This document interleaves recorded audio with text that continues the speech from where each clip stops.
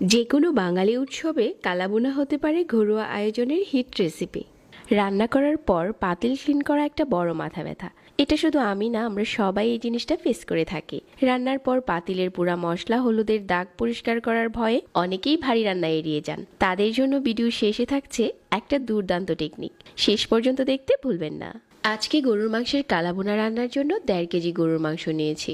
যে পাত্রে রান্না করব ওই পাত্রে নিয়ে নিচ্ছি। প্রথমে দিয়ে দিচ্ছি 2 টেবিল চামচ আদা বাটা, 1 টেবিল চামচ দিয়ে দিচ্ছি রসুন বাটা, আর 1 টেবিল চামচ দিয়ে দিচ্ছি মরিচের গুঁড়া, হাফ চা চামচ দিয়ে দিচ্ছি হলুদের গুঁড়া, 1 টেবিল চামচ দিয়ে দিচ্ছি ধনিয়ার গুঁড়া, 1 টেবিল চামচ দিয়ে দিচ্ছি ভাজা জিরার গুঁড়া। তারপর এখানে হাফ চা চামচ দিয়ে দিচ্ছি গরম মশলার গুঁড়া, স্বাদ মতো লবণ দিয়ে দিচ্ছি, 1 কাপ দিয়ে দিচ্ছি পেঁয়াজ বেরেস্তা, আর এখানে 1 কাপ দিয়ে দিচ্ছি কুচি করে নেওয়া পেঁয়াজ। তারপর এখানে কিছু আস্ত গরম মশলা দিয়ে দিলাম, এলাচ, দারচিনি আর লং, গোলমরিচ, তেজপাতা। 1 কাপ দিয়ে দিচ্ছি পেঁয়াজ বেরেস্তাটা যে তেলে ভেজেছিলাম ওই তেলটা। এখন সবগুলো মশলার সাথে ভালো করে নেড়েচেড়ে মিশিয়ে নিচ্ছি। আমি ঘরে থাকা মশলা দিয়ে আজকের এই কালাভুনাটা রান্না করছি। এখন পাত্রটাকে এভাবে করে ঢেকে রেখে দিচ্ছি 1 ঘন্টা। আর 1 ঘন্টা পর পাত্রটাকে আমি চুলাতে বসিয়ে দিয়েছি, আর মিডিয়াম আঁচে মাংসটাকে ভালো করে নেড়েচেড়ে কষিয়ে নেব। এখানে কোনো রকম পানি দিতে হবে না, মাংসটা থেকে যে পানিটা উঠবে ওইটা দিয়েই মাংসটা কষানো হয়ে গেছে।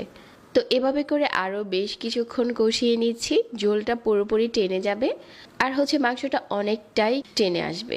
আর মাংসটা যখন দেখতে কিছুটা কালো হয়ে যাবে, ঠিক ওই পর্যায়ে আমরা কালাভুনার জন্য বাগারটা রেডি করে নেব।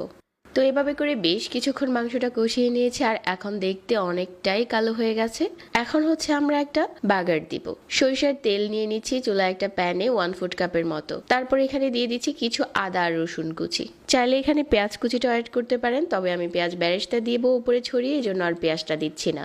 কিছু শুকনো মরিচ দিয়ে দিলাম। তারপর এভাবে করে আদা রসুনটা যখন ভাজা হয়ে গেছে, তারপর মাংসের উপরে ঢেলে দিচ্ছি। এখন নেড়েচেড়ে মিশিয়ে নিচ্ছি আর আমাদের কালাভুনা রেডি হয়ে গেছে। এখন আপনি চাইলে এই কালাভুনাটা খিচুড়ির সাথে পরিবেশন করতে পারেন, আবার চাইলে পরোটা বা নানের সাথেও খাওয়া যায়, খেতে দারুণ মজার হয়। এখন এই কালাভুনা একটা ডিশে পরিবেশন করে নিচ্ছি।